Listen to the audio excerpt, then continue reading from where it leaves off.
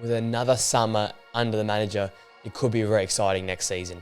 An electric start of the season that just slowly tailed away. We've seen some character, we've seen some fight, now we need to see some consistency.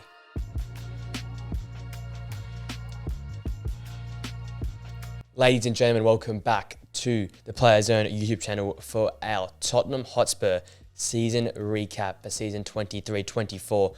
An exciting year with a new manager at the helm and once again some exciting football at Tottenham. And they got that for the first few months and they were absolutely flying, top of the Premier League, taking it to the best team at the time with Arsenal, actually both times taking it to Arsenal in both their derbies. Seeing some improvement in the attacking football they were playing, seeing some improvement in their structure and style of football as well. Ange Postecoglou brought a breath of fresh air to Tottenham, and you can see the fans respect it. What we need to see now, though, is maybe a summer here where he gets more squad depth, some players that can play his style of football. So come next season with the Europa League football, maybe some cup competitions, and then find the league, they can challenge once again. Because I feel like next year is a big season for Ange Postecoglou. You need to get things right and need to try and win a trophy with this side. Otherwise, it could tail off to be like the managers of the past. In terms of season, though, you had some players stand out. I'll talk about a few in a minute, but the likes of James Maddison with a fantastic start of the season. Mickey van der Ven, fantastic from start to finish. Vicario in goal was a great find. You've implemented Son up top alongside Kulusevski, Brennan Johnson hitting the ground, running off the bench as well. So a lot of new fresh names with the loss of Harry Kane. But the team, I guess, sort of filled that gap enough this season and got the job done for the most part, despite a very small tail off come the end of the season, which is a little bit disappointing, missing out on Champions League football. But it all being said, their season record was quite impressive. The 20 wins, the 6 draws, the 12 losses, which puts them in 5th place on 66 points. A respectable season. It's just disappointing. When you got Aston Villa then 4th, I think Tottenham fans and the Tottenham squad would have wanted that top 4 at least, but improvement from seasons past and the solid football to match it as well. So I guess happy in that sense. Again, 20 wins is a solid season. Next year they'll be looking at maybe 3 or 4 to that more to try and push himself well and truly into that top 4 there. Coming to the best signing of the season, it's pretty easy for me. It's Mickey van der Ven. What a pickup this was. Learning about him, hearing about the transfer this time around last year, hearing a lot of good things, the covering of space, the speed, the ability on the ball, and he showed all that at Tottenham and much more. I think we saw him develop as the season went on, adjusting to the pace and the quality of the Premier League. £43 million signing, the 27 appearances, 5 clean sheets, averaging the 7 match rating as well.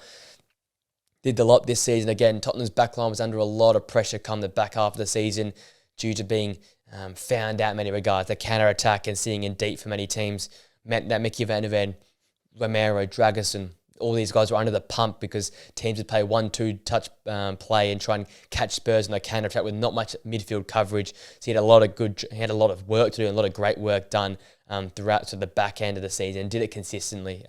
When he was available, made the difference for the side because when he was not there on that side, looked a bit imbalanced, looked like they struggled to play the football that Ange wanted to play. So such an important signing, and for £40 million in the end, a really value signing there for Tottenham and someone that I think could go up there amongst the top 10 centre-backs in the Premier League in the next few years if he continues to improve on this trajectory right now. Worst signing, a little bit harsh, probably Radi Dragusin, £26.7 million signing. Only made the 9 appearances since joining in January. Again, someone that was heavily talked about. Again, quick enough with the old sprint speed, really, really strong and handy enough on the ball, but isn't just quite to the level of Christian Romero or also for Mickey van der Ven as well. So just comes short in that regard and then didn't play much football. When he did play, only the 1 clean sheet. A little more mistake prone than the others, and you're going to have to be a really, really solid centre-back to work in the Spurs system because of you make the mistake, you're under a lot of pressure, especially how much they play out from the back, how front-footed the style of football is, and how high on the halfway line you have to play a lot of periods of time. So it's a learning process for Radi Dragusin. Next season will be very interesting to see how he goes, how do you acclimatise to the new league. But if he doesn't hit the ground running when he plays football next season, he could just be relegated to a squad rotational player where I think the intention was to sign him and keep competition for Romero and van der Ven there. But yeah, not quite the signing they wanted to be in the end. But I guess an important time of the season where they needed some backup depth there where van der Ven and Romero are both respectively out. Coming to the moment of the season now, and for me it's Kulusevski's 90th minute equaliser at the Etihad. They continue to cause Man City so many problems. could have caused problems for their own title race if Human decided to finish that chance late in the season there. But Kulusevski's effort there to make it 3-3 as well. Like, that's just the game it was, high scoring end to end, and did not give up much. One of the few games he sat in a little bit deeper, but he continued to push numbers forward on the counter attack and trying to stretch that City side. And Kulusevski's goal, the limbs, the moment, and at that point in time, Spurs have continued to fight despite a few injuries going down, lack of availability. They'll continue to fight. They'll continue to be around that sort of top 3, top 4 spot before it all sort of fell away later in the season. So a massive moment, a massive result away at the Etihad as well. Not many teams go there and get a result, let alone come back late with an equaliser like that. So really amazing moment. Once again, Spurs causing City some problems and will definitely go down as a moment of the season for me. Coming to the breakout player of the season, and for me it's going to be Destiny Udogie, probably a first half of the season dominant type player. Looked like he fatigued a little bit and availability problems and probably carrying a niggle towards the back end of the season, so that sort of hampered his performances, but the first half was fantastic. Got the 2 goals and the 3 assists this season. Progressive carries, pass completion, touch to the penalty box and interceptions are all in the top 10% amongst fullbacks. A very front-minded fullback, someone who will probably feature for Italy in the Euros here, either on the bench or as a rotational type player. Very, very exciting talent. You know, someone at the final third, the final product wasn't quite there, but we saw that develop as the season went on, becoming more precise with his passing, making the right decisions in the final third. And if you get him to convert more often than not in terms of his passing and his decision-making in the final third, you've got yourself probably a top 2 right back in the league right now. The fullbacks are lacking quality right now in the Premier League in terms of performing to a high level or just having the quality at all. And he's someone here that you could develop in such a very, very serious player. So he's got all the raw talent there, the speed, the defensive coverage, the acumen on the ball, and the defensive IQ is being very smart this season and had to learn a lot playing this very high line. That sort of final product in the final third, that sharpens up a little bit more. I'm really excited to see what Destiny Udogie is all about. We saw it the first half of the season, the energy he plays with, the intensity he plays with is second to none, and definitely the breakout player for the season for me. Again, coming for not much money from Italy as well. Something that really stood out and something that we're really excited about, especially for Tottenham fans as well, if he continues on this trajectory he's currently on. Coming to the player of the season, once again, it's Mickey van der Ven. As I said, the 27 appearances with the 5 clean sheets, does his job. He's top 1% for take-ons and passing stats for centre-backs as well, going to show how good he is on the ball as such a progressive fullback, the modern centre-half these days. Just fills the mould and questions a lot of other teams of how they didn't see what Mickey van der Ven was doing. Second fastest in the Bundesliga behind Alphonso Davies, who is the speedster in world football. Quality on the ball, playing for a Wolfsburg side and performing at a high level. I know they haven't been at their best for the last few years, Wolfsburg, but he's standing out as one of the best players in that team by a long way. And once again, as a credit to Tottenham and those teams who search around just outside of England or outside the big players. These English teams, you just buy the big players, the big money signings, and don't look deep as the Serie A's, the Bundesliga for these type of talents that are worth you through your 40, 50 million pounds are just missing out, because these sort of players are the ones that seem to be working out in recent years. He's been fantastic. I think he won their player of the season, their young player of the season, and their fans player of the season. So I've got him in 2 of my awards here. He's just been fantastic. And next season, and the season's going on, I can see him becoming a leader this side and maybe a future captain of Tottenham, the way he carries himself on that pitch there and the way he performs at such a high level consistently. Coming to the priorities next season, it's a bit of a big list because of the rebuild that Tottenham's currently in. Number one, it's going to add more squad depth in the Ange mould as well. It can't just be the likes of the Højbjerg and the Bentancurs, which I've had there this season. They're great players, but they're not the Ange type players. They need to be energetic. They need to be up and back. They need to have the ability to win the ball, then carry the ball, to play progressive first rather than look sideways or backwards.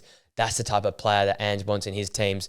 I just think he needs some more players like that, especially in midfield areas, and I guess definitely some more depth defensively as well to continue to build this style of football, that relentless, high-pressing, high-energy style of football where you play on the halfway line, where you commit numbers forward and you go attack first mentality, because it doesn't come naturally for players to do that. Højbjerg struggled, Bentancur struggled this season. In the end, Pep Sard did a full 180 and started to struggle as the season came to an end. You need the legs to run with this system as well. It's such a high-energy type system. Not many players can fit that mould, but Ange has had a history in the past of finding players in Japan, in the minor leagues, even back home in Australia, to find quality players that will fit his system and suit it to the T. So definitely back this manager in and give him some more squad depth come the summer. The second priority is give Ange time to settle again next season. I think you need to give it a little bit more time. He produced your season, especially that first half of the year, one of the most entertaining teams and one of the best teams in England. You've got to give him time once again to resettle this squad and build again. I feel like this season you might need to go to a cup final or be really successful in the league. I don't think you have to win anything necessarily next season, but then the pressure builds the season following. These instant winning types expectation that fans and owners have. You've got to give this guy time to implement what he wants with some new players, hopefully as well. I think he's building in the right direction. It's if the club can back him in. We've seen Tottenham managers in the past not being backed in by the ownership. So very important that he gets what he needs this summer and he gets given time to settle this group down and to build his style of football. The third priority is to find number 9. I think Richarlison's not the answer. Son down the middle is not the answer either. You've got to find a proper number 9 that can put the ball in the back of the net consistently. And again, it's a common trend about a lot of big teams going around right now. Who can you get? A Benjamin Sesko would be a great option for them, but I think he's looking at the bigger clubs, the bigger money. But if Tottenham can come in and sweep in for that deal there, that would be a massive deal for them. Someone that would fit that system really well, a high-energy runner, someone that works very hard off the ball as well, someone that would be very handy for this Tottenham side. Someone in that mould there, a really clinical, proper, structured number 9 that can get the job done for Tottenham. And finally, as I said a few times, a success in some sort of cup competition run, go deep in a Carabao Cup, go to a final of an FA Cup or a Carabao Cup or a Europa League. They've got to have a good cup run here just to support Ange's movement here and to give the fans, I guess, some respectable or something they deserve maybe in that regard, or give them something to be excited about, because it's been a rough few years with poor cup runs outside of that Champions League final appearance a few years back. It's been very bare and barren since then. So I think the football Ange plays, he can do it in a cup competition, is if he can adjust in cup competitions to potentially defend a game, win a game, being defensive. Has he got that in his back pocket, and has the players got that in their back pocket? It'll be interesting to see, but it'll be very important for the side. At least go deep in a cup competition to give the fans something to be excited about and give the owners something to be excited about as well. With that all being said, their season as a whole, again, it started very well, ended quite poorly, but a success nonetheless. I had them around that sort of 8th, 7th spot. So finishing in 5th is quite impressive. I've gone with a B+ for them. A lot more room for improvement, but definitely steps in the right direction this season. A lot more to come next year. They need to settle down a good squad, get a few more players that are in Ange's mould, and then kick on come next year, because a big year, almost a big year and a half for Ange Postecoglou to prove he's got what it takes here at Spurs to be successful and to bring trophies back to the club. With that all being said, let me know what you think in the comment section down below. Have they got these calls about this Spurs team right, the signings, the awards? Let me know in the comment section down below. If you enjoyed the video, smash a like on it, subscribe to the Players Zone channel for more content like this, and press the post notification bell so you know we upload more podcasts and videos like these. With that all being said, I hope you have a great rest of your day. Enjoy your upcoming football, and I'll see you guys in a video very, very soon. Till next time, guys. See you later.